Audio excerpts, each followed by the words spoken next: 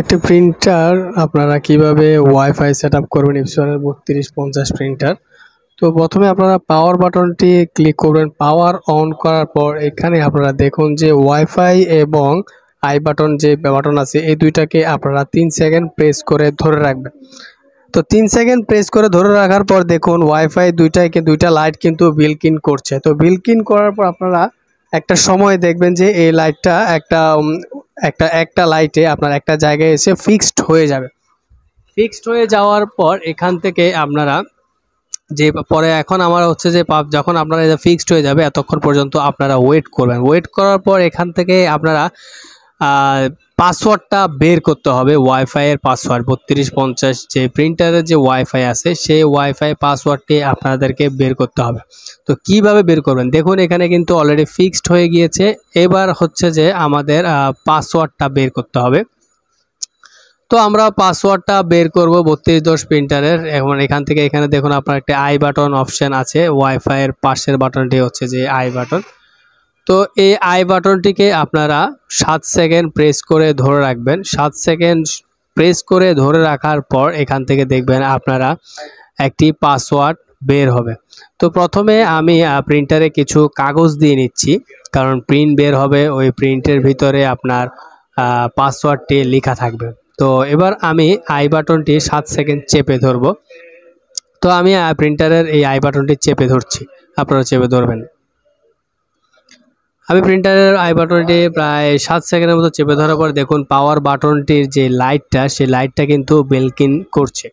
তো বিল্ট-ইন করার পর এখান থেকে একটু অপেক্ষা করুন। অপেক্ষা করলে দেখবেন এখান থেকে যেই প্রিন্ট হচ্ছে সে প্রিন্টের ভিতরে কিন্তু আপনার পাসওয়ার্ডটি বের হবে। তো এভাবে 3টা পেজ প্রিন্ট বের হবে। 3টা আমাদের দরকার নেই, প্রথম যেটা পেজ প্রিন্ট বের হবে সেই প্রথম পেজেই কিন্তু আপনার পাসওয়ার্ডটি থাকবে।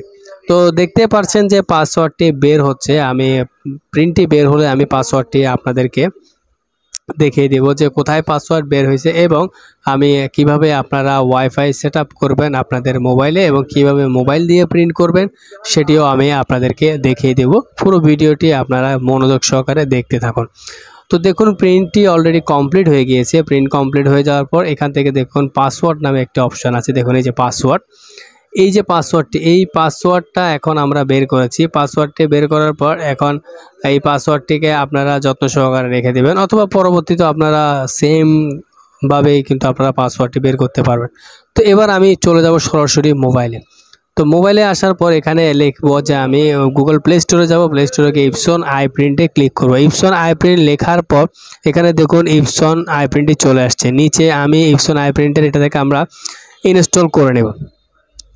তো আমি ইনস্টলে ক্লিক করে দিলাম। এখন এটা ইনস্টল হচ্ছে। ইনস্টল হওয়ার পর আমরা এটাকে ওপেনে ক্লিক করব। তো ওপেন হওয়ার পর দেখুন এখানে ওপেন হচ্ছে এবং এখানে এগ্রিতে ক্লিক করে দিবেন এবং এখানে যেসব আদার্স ফর্মালিটিস চাইবে সেই ফর্মালিটিসগুলোকে আপনারা মেনটেন করে আপনারা দিয়ে দিবেন, যেগুলো আপনারা চাইবে অ্যালাউ চাইবে, তারপরে লোকেশন অ্যালাউ চাইবে, সব কিছুকে আপনারা অ্যালাউ করে দেবেন। এবার আমরা এবার প্রিন্টারটি কানেক্ট করব সফটওয়্যারের সাথে। প্রথমে আমরা আমাদের মোবাইলের ওয়াইফাইটি ক্লিক করব। ক্লিক করার পর এখানে দেখুন প্রিন্টারটি চলে আসছে এবং সেই প্রিন্টারে আমরা যে একটু আগে কাগজ যেটা বের করেছি সেই কাগজ থেকে আমরা এখানে পাসওয়ার্ডটি বসিয়ে দেব। তো আমি এখানে পাসওয়ার্ডটিকে আমি বসিয়ে দিচ্ছি। পাসওয়ার্ডটি বসিয়ে দেওয়ার পর আমরা কানেক্টে ক্লিক করব। তো আমি একটু চেক করে নিচ্ছি পাসওয়ার্ডটি সঠিক হয়েছে কিনা। পাসওয়ার্ডটি সঠিক হয়েছে। এবার আমি এখানে কানেক্ট করে দিলাম। তো আবার আমরা আমাদের ফোনের যে Epson-এর আই প্রিন্ট সফটওয়্যারটি নামিয়েছিলাম সেই Epson আই প্রিন্ট সফটওয়্যারটিকে আপনারা দিয়ে এরপর আমরা কানেক্ট করে নেব প্রিন্টারটি। তো এখানে সার্চ করে নেন, এখানে অ্যালাউ দিয়ে দিন। সার্চ করার পর দেখুন এখানে প্রিন্টারটি শো করেছে। দেখুন 3250 প্রিন্টারটি শো করেছে। আর এখান থেকে আমরা যেহেতু আই প্রিন্ট ইউজ করছি আমরা আই প্রিন্টই থাকুক, আরেকটা দরকার নেই। আমরা আই প্রিন্ট ইউজ করার পর তো এখানে দেখুন আপনার কানেক্ট হয়ে গিয়েছে। আমি আবার দেখাচ্ছি, দেখুন এটা কিন্তু প্রিন্টারটি অলরেডি কানেক্ট হয়ে গিয়েছে। এরপর এখন আমরা এখান থেকে চলে যাব ডকুমেন্টে। আমরা একটি ডকুমেন্ট আমরা প্রিন্ট করব।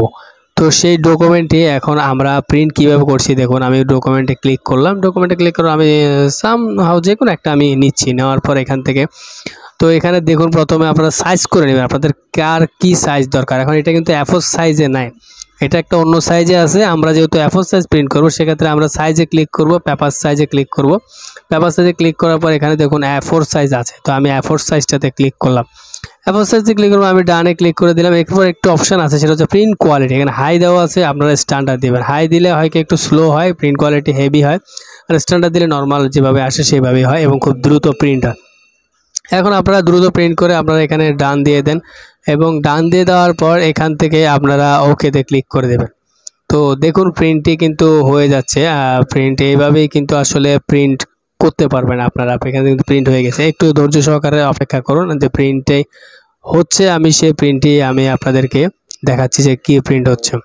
তো দেখতেই পাচ্ছেন যে আসলে আমি যে প্রিন্টারটি যে পেজটি প্রিন্ট করেছি সেই প্রিন্টে কিন্তু এখানে বের হচ্ছে আস্তে আস্তে। তো এইভাবে আপনারা কিন্তু আপনাদের 3210 ওয়াইফাই প্রিন্টারটি সেট আপ করতে পারবেন।